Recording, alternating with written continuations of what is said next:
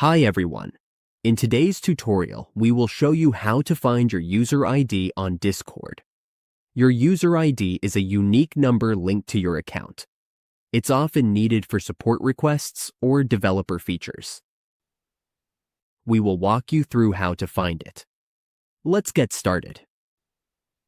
On your Discord dashboard, we can find the user ID by opening the mini profile. Click on it in the lower left corner.